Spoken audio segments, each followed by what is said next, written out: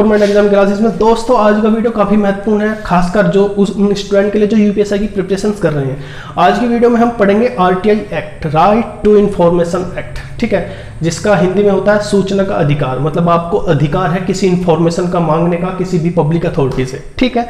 तो पूरे का पूरे एक्ट को आज हम पढ़ेंगे। और दोस्तों इस पूरे एक्ट को मैंने एक एज ए स्टोरी के बाउंडेड डिस्क्राइब किया है। आपको ऐसा नहीं है कि इसमें आपको रटना पड़ेगा कि धारा ये है। आपको धारा बिल्कुल, यदि आप उस स्टोरी को फील करोगे आपके माइंड में सेट हो जाएगी सारी की सारी धाराएं। बिल्कुल अलग तरीके से, बिल्कुल इजी वे में मैंने समझाने की कोशिश की है, ठीक है।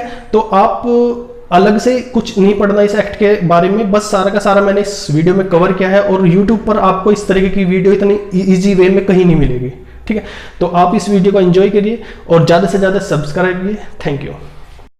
हेलो दोस्तों, स्वागत है आपका गवर्नमेंट एग्जाम क्लासेस में। दोस्तों हमारे चैनल पर यूपीएससी की प्रिपरेशंस कराई जा रही है, ठीक है, जिसमें हम कंटिन्यू वीडियो लेकर आ रहे हैं। आज का वीडियो काफ़ी महत्वपूर्ण है, जो भी स्टूडेंट यूपीएससी का प्रिपरेशंस कर रहा है उसके लिए काफ़ी महत्वपूर्ण है, क्योंकि आज हम एक्ट पढ़ने वाले हैं, सूचना का अधिकार या राइट टू इन्फॉर्मेशन एक्ट 2005। 2016 में जो पेपर हुए थे उसमें भी कई सेट में यहाँ से क्वेश्चन पूछे गए हैं, और इस बार भी यहाँ से क्वेश्चन पूछने के पूरे चांस है, क्योंकि 2019 में यहाँ पर अमेंडमेंट किए गए हैं, संशोधन किए गए, तो हो सकता है यहाँ से वो क्वेश्चन पूछ ले, ठीक है। तो इस एक्ट को मैंने काफी सिंपल लैंग्वेज में आपको मैं समझाऊंगा, क्योंकि काफी सिंपल लैंग्वेज मैंने इसकी बना दी है, ठीक है। तो जो आप एक स्टोरी के व्यू में एक फ्लो चार्ट के थ्रू मैं आपको पूरी डिटेल में समझाऊंगा। आपको रटनी नहीं पड़ेगी धारा, यहाँ पर खुद अपने आप आपके माइंड में सेट हो जाएगी। यदि आप उस स्टोरी को फील करते हुए आगे बढ़ोगे लेक्चर को, तो आपके सारी की सारी माइंड में सेट होती चली जाएगी, ठीक है दोस्तों। तो चलते हैं। Right to information act, right to information act, सूचना का अधिकार, जो 2005 में क्या हुआ था, लागू हुआ था। अच्छा, सूचना का अधिकार का मतलब क्या है? आपने ही तो सुना होगा, आरटीआई फाइल कर दो, आरटीआई फाइल कर दो। आरटीआई का मतलब है कि आप जो है सरकार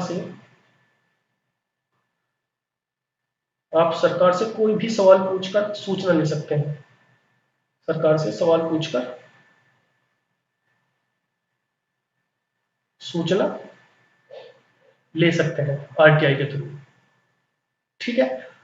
आप कोई सरकार से कोई भी दस्तावेज की करवा सकते हैं, जांच कर सकते हैं, ठीक है। सरकार के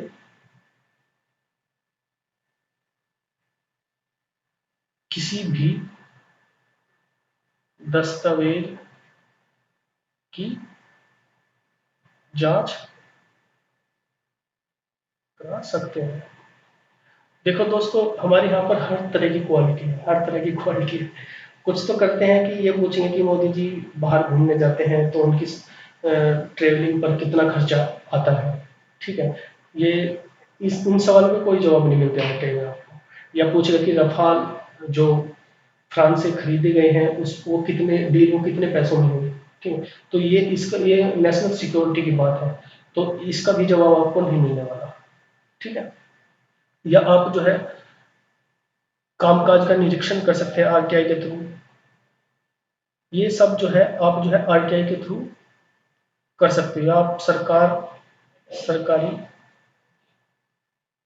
कामकाज में इस्तेमाल सामग्री भी ले सकते हैं, ठीक है। तो ये एक छोटा सा ओवरव्यू था कि सूचना का अधिकार का मतलब क्या है। सूचना का अधिकार का मतलब है कि आप सवाल पूछकर सूचना ले सकते हैं कोई भी सरकार से, या कोई दस्तावेज मांग सकते हैं, या इस्तेमाल की गई सामग्री उस कामकाज में सामग्री का आप ले सकते हो, ठीक है। ये सब सूचना के अधिकार में ही आता है। और ये बनाया क्यों गया था? ये बनाया गया था पारदर्शिता के लिए, पारदर्शिता के लिए, जिससे करप्शन कम हो, सरकार जवाबदेही हो, ठीक है। जनता उससे जवाब मांग सके कि सपोज करो आपका टैक्स का पैसा कहाँ यूज हो रहा है, ठीक है। आपको पता तो होना चाहिए, जनता को पता तो होना चाहिए। तो ये पारदर्शिता के लिए सूचना का अधिकार लाया गया था। 2004 में क्या था, सन 2004 में। मैं एक छोटा सा ओवरव्यू आपको भी दे रहा हूँ। अभी जब एक्ट पर चलेंगे, एक्ट के लिए मैंने काफी एक चार्ट फ्लो बना हुआ है जिससे आप इजीली समझ जाओगे, तो आप जुड़े रहिए, कंटिन्यू चलते रहिए, ठीक है। 2004 में क्या था कि कांग्रेस की गवर्नमेंट थी। क्या था? कांग्रेस की गवर्नमेंट थी जिसमें मनमोहन सिंह प्रधानमंत्री थे, ठीक है। इन्होंने 2005 में एक बिल लेकर आए थे। 2005 में 11 मई 2005 को लोकसभा में पास हुआ था और 12 मई 2005 को राज्यसभा में पास हुआ था, ठीक है। तो ये बिल लेकर आए थे, ये इनकी कांग्रेस गवर्नमेंट की सबसे बड़ी उपलब्धि थी और इसकी वजह जो है ये हारने की भी एक वजह थी। तो 2005 में बिल लेकर आए थे जिसे 15 जून 2005 को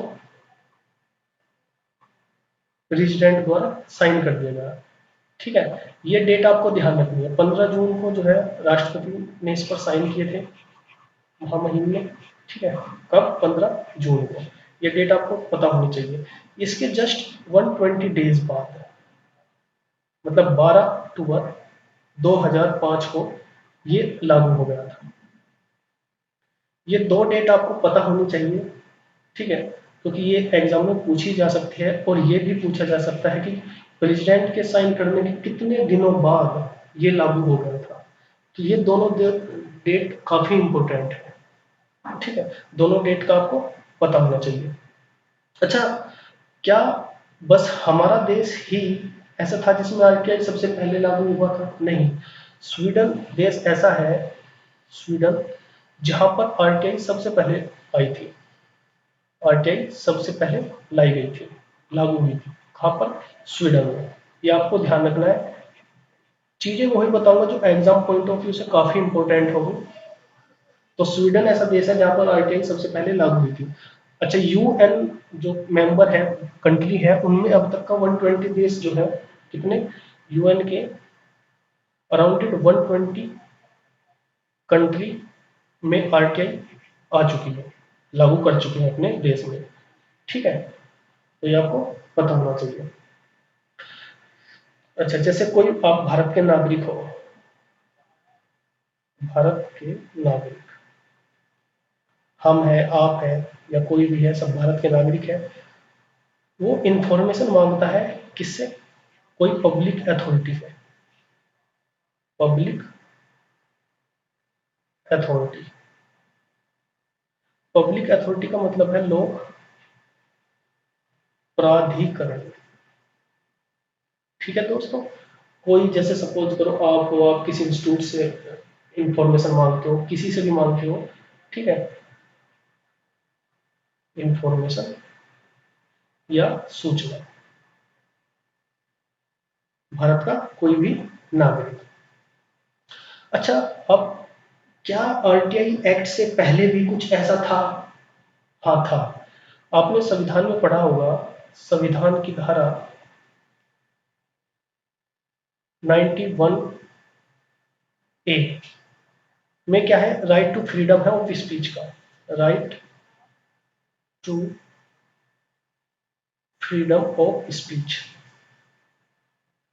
मतलब बोलने की स्वतंत्रता है,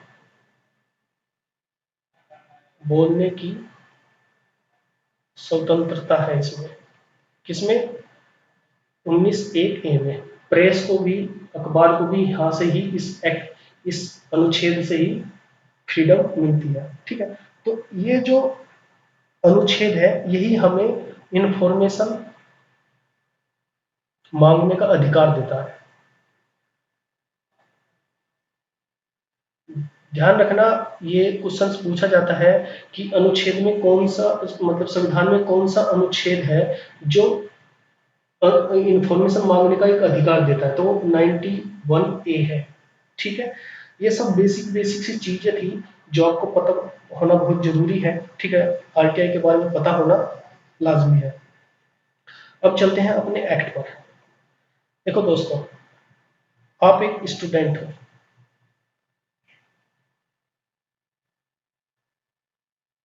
यूपी के अंदर सबसे बड़ी प्रॉब्लम फिलहाल है यूपी ट्रिपल एस।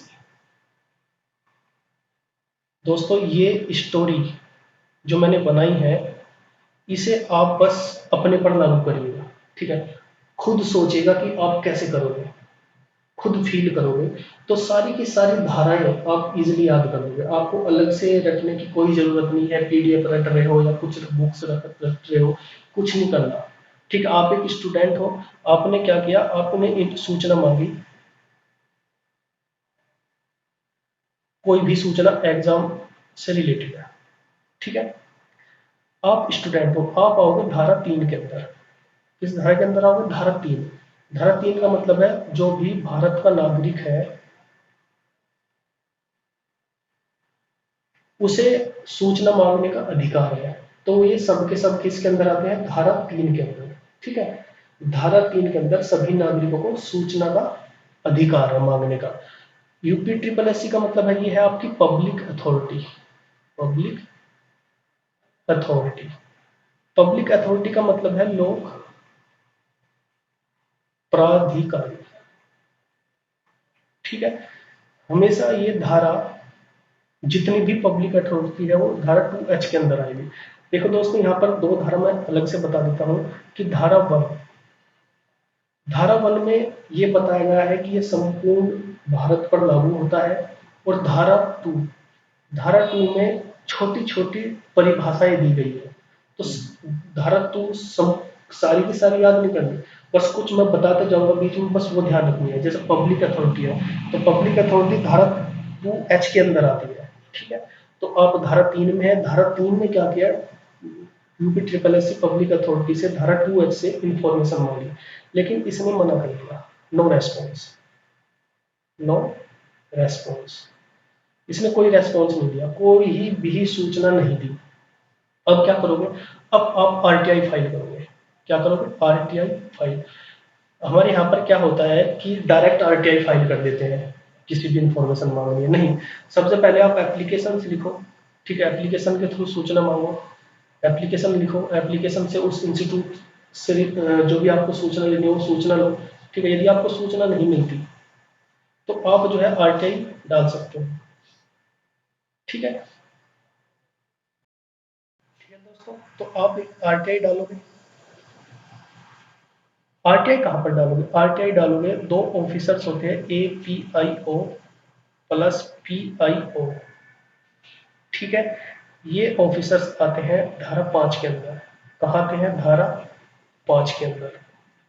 धारा 3 ने धारा 2H के पास सूचना मांगी, उसने नहीं दी, तो आप पहुंचोगे आरटीआई डालोगे। आरटीआई डालोगे एपीआई प्लस पीआईओ। एपीआई और पीआई का मतलब होता है एपीआईओ, इसे कहते हैं असिस्टेंट पब्लिक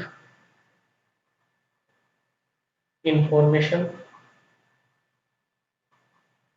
ऑफिसर। ध्यान रखना, ये धारा 5 के अंदर आते हैं, या इसे कह सकते हैं सहायक लोक सूचना अधिकारी। सहायक लोक सूचना अधिकारी,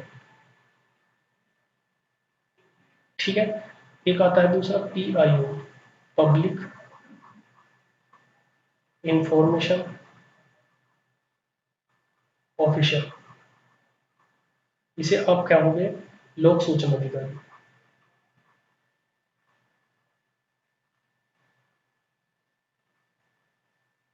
क्या कहोगे? लोक सूचना अधिकारी। आपने इनके पास आरटीआई फाइल की, क्या की? आरटीआई फाइल की दोनों के पास। इसने क्या किया? इसने ऑर्डर दिया यूपी ट्रिपल एससी को कि भाई जो इन्फॉर्मेशन वे मांग रहे हैं वो इन्फॉर्मेशन दो। फिर इसके बाद जो है यूपी ट्रिपल एससी आपको क्या देगा?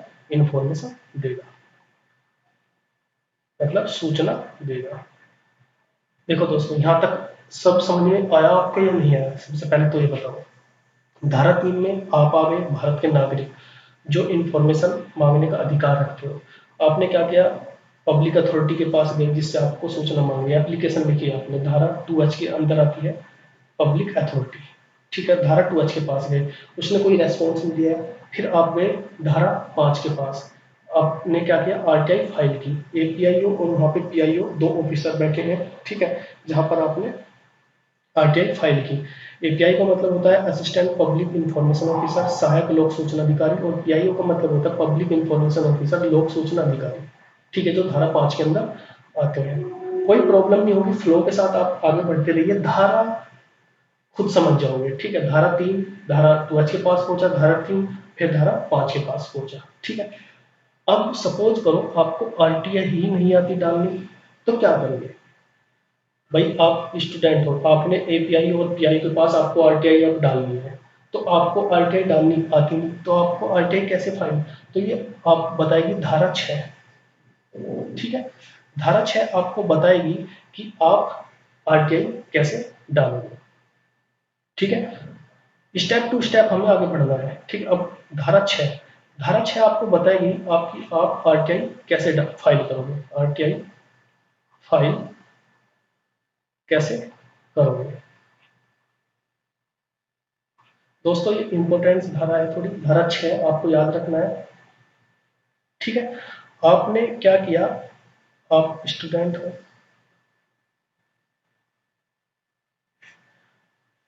आपने आरटीआई डाली किसके पास? एपीओ और पीआईओ।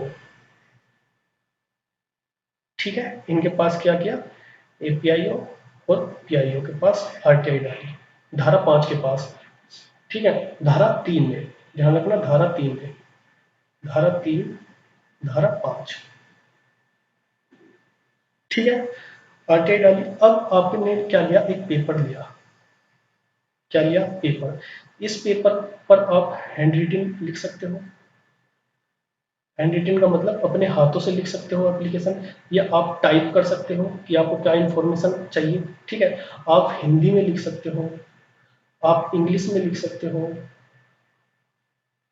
या आप कोई भी लोकल लैंग्वेज में लिख सकते हो, लोकल भाषा जो भी आपकी क्षेत्रीय भाषा है। ठीक है, यहाँ पर आपको बस 10 रुपये का क्या देना पड़ेगा, फी लगेगी। ध्यान देना, कितनी रुपए की लगेगी, 10 रुपये की। और आप मौखिक भी कर सकते हो, आप वहां जाओ, मौखिक वहां पर लिखवा दो। ठीक है, आप मौखिक भी से डाल सकते हो।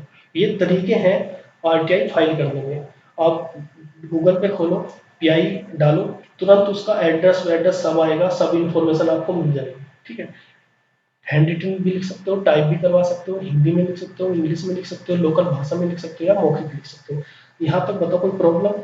कोई नहीं। अब सपोज करो कि इस ये इंफॉर्मेशन आपने आरटीआई डाल दी। आरटीआई डालने के बाद में अब आरटीआई का जवाब कितने दिन में मिलेगा? भाई आप स्टूडेंट थे, ट्रिपल एस सी के पहुंचे, धारा 2 के पास पहुंचे, फिर धारा 5 के पास पहुंचे, आपने आरटीआई डाल दी, आरटीआई धारा 6 से सीख लिया आपने। धारा 6 से सीख के अब क्या करोगे? अब आपको, आप घर पर बैठिए, आपको इन्फॉर्मेशन कितने दिनों में मिलेगी? वो धारा 7 बताएगी। कौन बताएगा? धारा 7 बताएगा। ठीक है, कौन बताएगा? धारा 7। धारा 7 बताएगा आपको कितने दिनों में जवाब मिलेगा, कितने दिनों में जवाब आपको मिलेगा। देखो दोस्तों, स्टेप टू स्टेप हम आगे बढ़ रहे हैं। धारा आपको बस पता होनी चाहिए। ठीक है, एक बार बाद में फिर भी मैं रिवीजन कराऊंगा आपको। ठीक है, यहाँ पर यदि आपने एप्लीकेशन डाली एपीआईओ के पास, आपने एप्लीकेशन डाली एपीआईओ के पास, तो ये आपको मैक्सिमम 35 डेज में इंफॉर्मेशन देगा, या इससे पहले देगा। ठीक है, यदि आपने मतलब आरटीआई डाली पीआईओ के पास, तो ये आपको मैक्सिमम 30 डेज में इंफॉर्मेशन, मतलब जो आपने सूचना मांगी है वो दे सकता है। सपोज करो आपके जीवन से रिलेटेड काफी इंपॉर्टेंट है इंफॉर्मेशन, लाइफ रिलेटेड है, मतलब जीने मरने वाली बात है, तो आपको जो है 48 घंटे में, मैक्सिमम 48 आवर्स में इंफॉर्मेशन मिल जाएगी। ठीक है, अब आपको कोई भी, आपकी ऐप हो सकता है आपकी एप्लीकेशन रिजेक्ट हो जाए।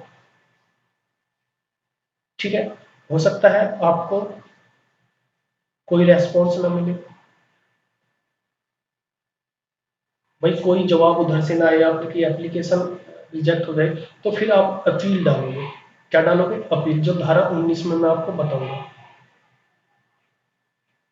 ठीक है, तो देखो यहाँ तक आपको पता होना चाहिए। धारा 7 मैंने बता दिया कि कितने दिनों में आपको जवाब मिलेगा। धारा 6 में आपने पता किया, धारा 6 में कि आप किस तरीके से आरटीआई डाल सकते हो। धारा 7 में आपने पता किया कि कितने दिनों में जवाब मिलेगा। यदि आपने एपीआई के पास डाला तो मैक्सिमम 35 दिन में जवाब मिलेगा, पीआईओ के पास डाला तो मैक्सिमम 30 दिन में जवाब मिल जाएगा।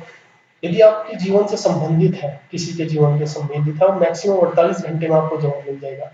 हो सकता है आपका एप्लीकेशन रिजेक्ट कर दे, भाई रेस्पॉन्स भी तो नहीं मिल सकता, जरूरी थोड़ा है, फिर आप अपील करोगे उसके लिए। ठीक है, अपील धारा 19 में है, जो मैं आपको आगे बताऊंगा। अब अभी धारा 7 दिमाग में रखो। क्या रखो? धारा 7, बस प्रोसीजर आप समझते जाओ। ठीक है, अब हो सकता है आपने कुछ ऐसी इंफॉर्मेशन मांगी हो जिसका जवाब ही ना दे पाए। ठीक है, तो धारा 8 जो है ये बताती है कि किसके लिए आरटीआई नहीं डाल सकते आप, किसके लिए आरटीआई नहीं डाल सकते आप। सबसे पहले, यदि नेशनल सिक्योरिटी की बात हो, जैसे रफेल वाला मुद्दा, कि आपने रफेल की आरटीआई डाल दी कि रफेल की डील कितने हुई, वो नेशनल सिक्योरिटी की बात है, आप उसको उसका जवाब नहीं मिलेगा। ठीक है, देश की संप्रभुता की बात है। ठीक है, यहाँ पर आपको कोई जवाब नहीं मिलेगा। ठीक है, या कोई चीज ऐसी जो कानून के खिलाफ है, उसमें भी आपको आरटीआई का जवाब नहीं मिलेगा। ठीक है, किसी के व्यापार के सीक्रेट है। व्यापार का सीक्रेट का मतलब है, आप कोरोना की किसी ने वैक्सीन बना ली, ठीक है, और वैक्सीन बनाने के लिए आपने उसका फॉर्मूला आप आरटीआई में पूछ रहे हो। ठीक है, वो पेटेंट है, तो उसका फॉर्मूला कैसे बता दिया जाएगा? तो वो तो उसके व्यापार से संबंधित सीक्रेट है ना फॉर्मूला, तो आपको पता नहीं, उस आरटीआई में उसका जवाब आपको नहीं मिलेगा। ठीक है, या कोई ऐसी चीज है जो संसद से रिलेटेड काफी इंपॉर्टेंट है, वो भी आपको नहीं बताई जाएगी। हमारी किसी देश के साथ, फॉरेन कंट्री के साथ कॉन्फिडेंशियली डील हुई है कॉन्फिडेंशियली,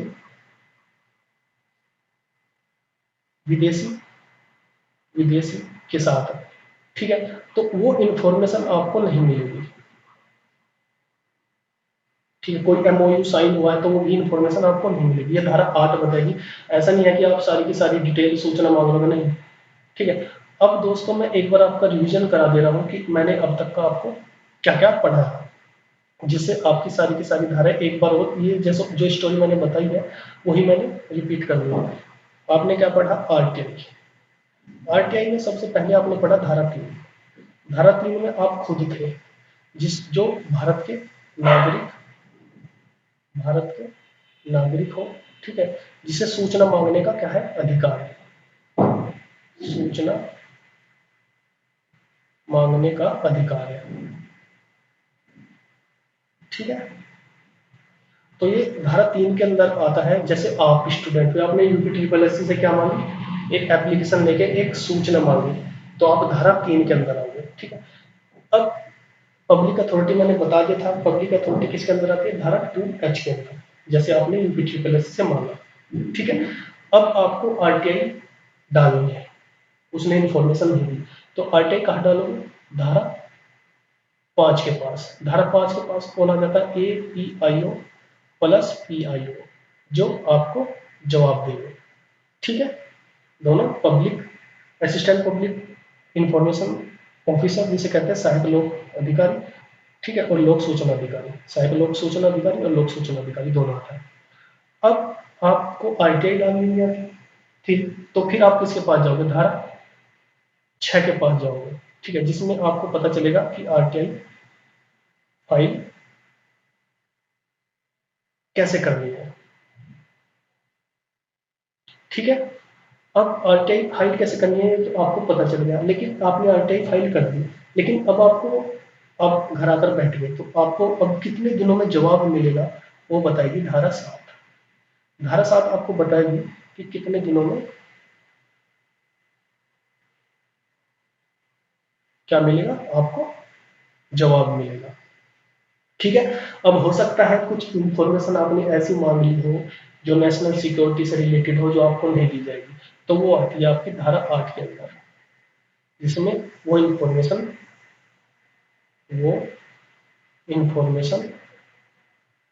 जिसको आरटीआई के थ्रू आप नहीं मांग सकते। ठीक है दोस्तों, ये धाराएं अब तक का पढ़ी है और ये धाराएं आपको याद होनी चाहिए, अभी याद होनी चाहिए। ऐसा नहीं है कि आप दोबारा से फिर रटोगे या कहीं पर पीडीएफ पढ़ोगे, नहीं, इसी लेक्चर में अभी के अभी तुरंत याद होनी चाहिए। क्योंकि एज ए जैसे मैं स्टोरी के थ्रू आपको बाय डायग्राम आपको समझा रहा हूँ, तो मुझे नहीं लगता कि आपको कोई प्रॉब्लम होनी चाहिए। ठीक है, अब इसका दूसरा पार्ट हम पढ़ते हैं। ठीक है, मैंने बताया था कि यदि आपको कोई रेस्पॉन्स नहीं मिलता, क्या नहीं मिलता, कोई भी रेस्पॉन्स नहीं मिलता, तो आप धारा 19 के थ्रू आप अपील डाल दोगे। अपील का मतलब उन पर ये आप पूछोगे कि आप रेस्पॉन्स क्यों नहीं दे रहे हो एपीआई और पीआई के थ्रू। ठीक है, फिर आप क्या होगा कि उन पर पेनल्टी लगेगी धारा 20 के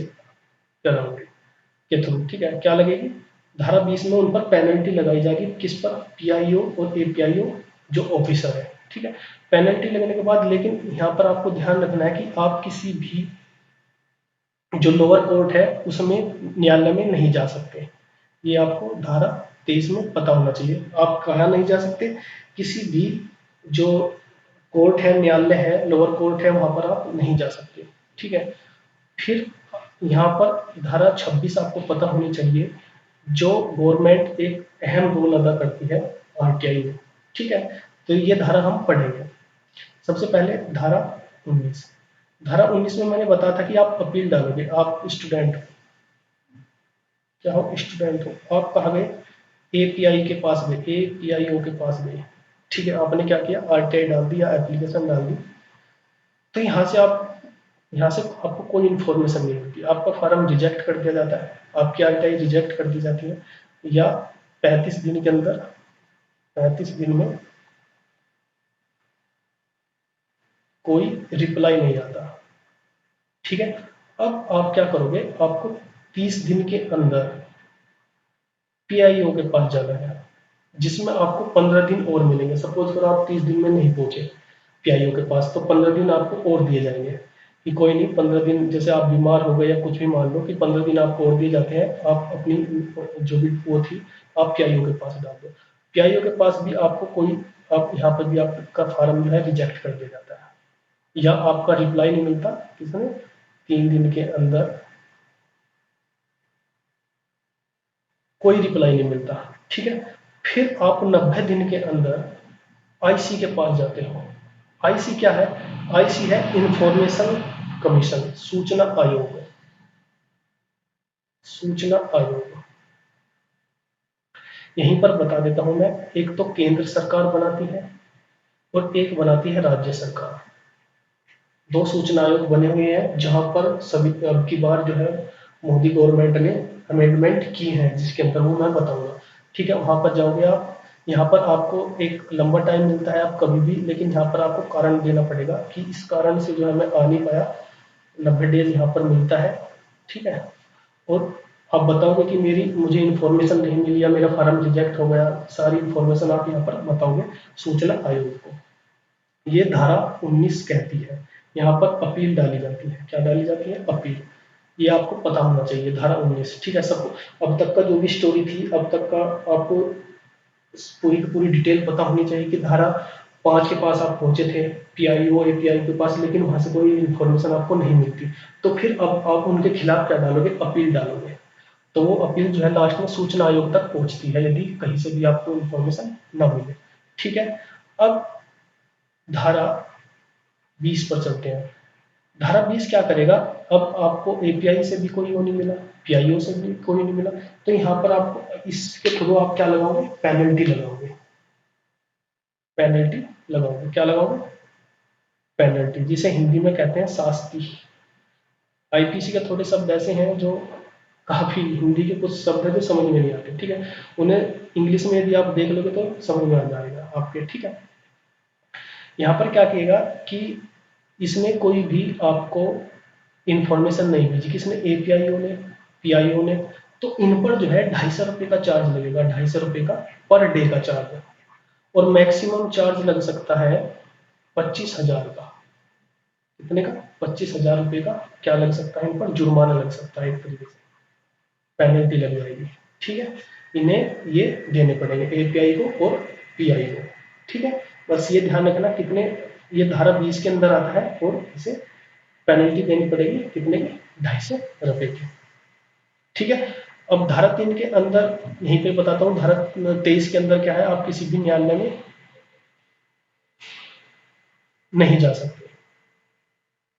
ठीक है, और धारा 26 आपको बताती है, ये गवर्नमेंट आपको अवेयर करेगी, आरटीआई से अवेयर करेगी आरटीआई के लिए। ठीक है, ये इसका दायित्व बनता है धारा 26 में, किसका, गवर्नमेंट का।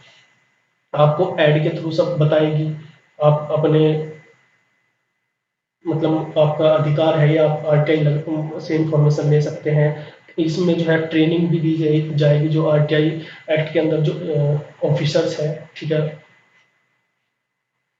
जो आयोग है उसके अंदर जो वे है ऑफिसर है, उन्हें ट्रेनिंग भी दी जाएगी। सब धारा 26 के अंदर एक गवर्नमेंट का क्या है, ड्यूटी है। तो यहाँ तक आपको कोई प्रॉब्लम, धारा 3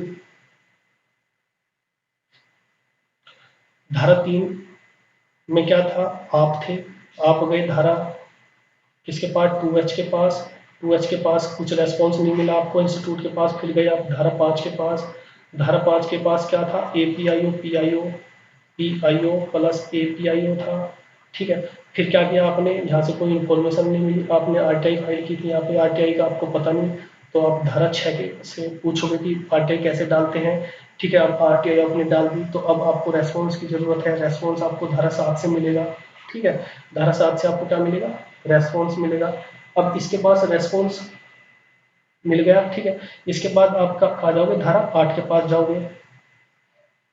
कहाँ जाओगे, धारा 8 के पास जाओगे। धारा 8 के पास ये चीजें हैं जहाँ जिसकी आप आरटीआई नहीं डाल सकते, कुछ ऐसे टॉपिक है। ठीक है, जिसकी आप क्या कर सकते हो, आरटीआई नहीं डाल सकते। ठीक है, अब एपीआई और पीआई से आपको कोई जवाब नहीं मिलता, तो आप क्या करोगे, धारा 19 के थ्रू क्या करोगे, अपील डालोगे।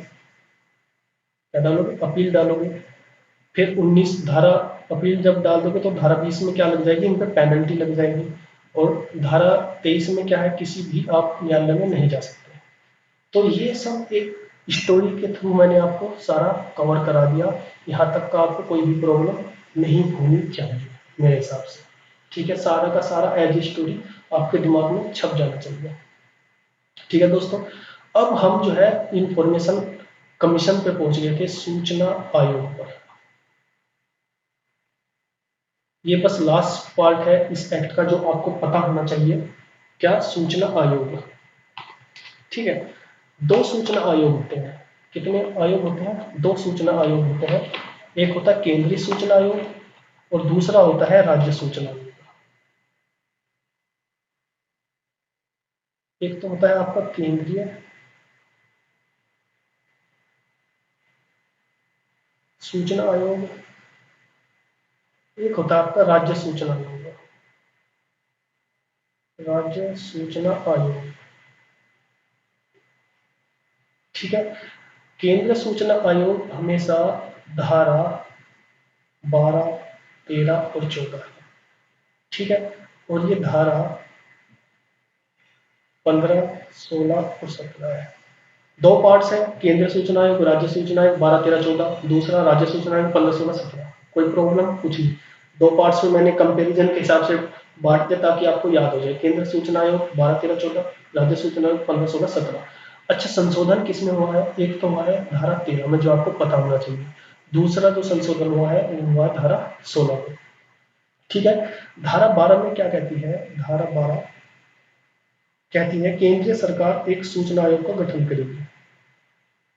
केंद्रीय सरकार क्या करेगी, सूचना आयोग का गठन करेगी।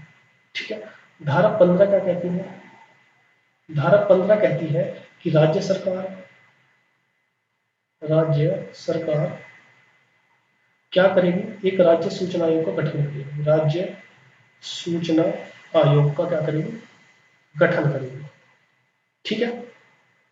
अब इसमें क्या होता है, एक तो होता है आपका मुख्य सूचना आयुक्त, मुख्य सूचना आयुक्त। ठीक है। यहां पे होता है आपका राज्य सूचना आयुक्त। ठीक है। दूसरे होता है यहाँ पर केंद्रीय सूचना आयुक्त होते हैं। क्या होते हैं, केंद्रीय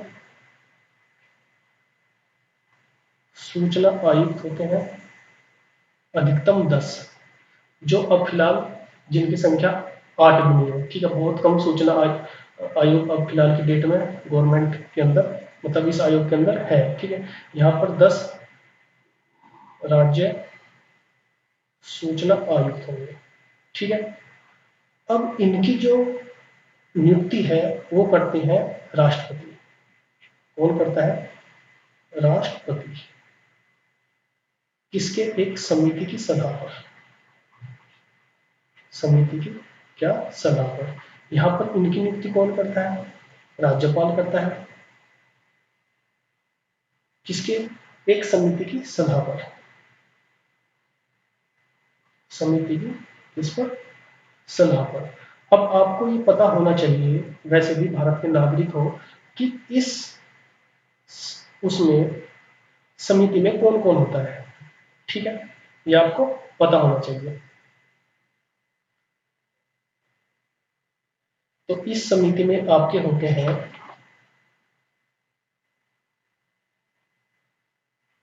एक तो होता है आपका प्रधानमंत्री। कौन होता है, प्रधानमंत्री। दूसरा होता है लोकसभा का विपक्ष का नेता, लोकसभा के विपक्ष का नेता। और एक होता है मंत्रिमंडल का एक मंत्री, मंत्रिमंडल का मंत्री एक। ठीक है। ये इस समिति में होते हैं, जो राष्ट्रपति की, जो जिससे राष्ट्रपति सलाह लेता है, और मुख्य सूचना आयुक्त और केंद्रीय सूचना आयुक्त के जो 10 आदमी हैं उन्हें सेलेक्ट करता है। ठीक है। यहाँ पर क्या होता है, इस समिति में जो राज्य सरकार के यहाँ पर होती है, राज्यपाल जिनसे सलाह लेता है, एक तो होता है आपका मुख्यमंत्री। ठीक है। और दूसरा होता है विधानसभा का विपक्ष का नेता, विपक्ष का नेता। और एक होता है मंत्रिमंडल का मंत्री, मंत्रिमंडल मंत्री होता है। ठीक है। तो ये दोस्तों आपको पता होनी चाहिए। अब जो इम्पोर्टेंट धारा है, धारा 13, और यहाँ पर है धारा 16, जिसका इस बार अमेंडमेंट कर दिया गया है, संशोधन हुआ है इसका, तो इसका भी संशोधन हुआ है। अब तक का क्या था कि मुख्य सूचना आयुक्त का जो कार्यकाल था, वो मैं पहले की बात कर रहा हूँ, संशोधन से पहले की 5 वर्ष था। 65 वर्ष इसकी आयु होनी चाहिए थी, एज। यहाँ पर भी 5 वर्ष था। जो सूचना आयुक्त, राज्य का मुख्य सूचना आयुक्त था, उसकी 5 वर्ष होनी चाहिए, और क्या होना चाहिए, 65 वर्ष एज। लेकिन अब क्या कर दिया इन्होंने संशोधन के बाद,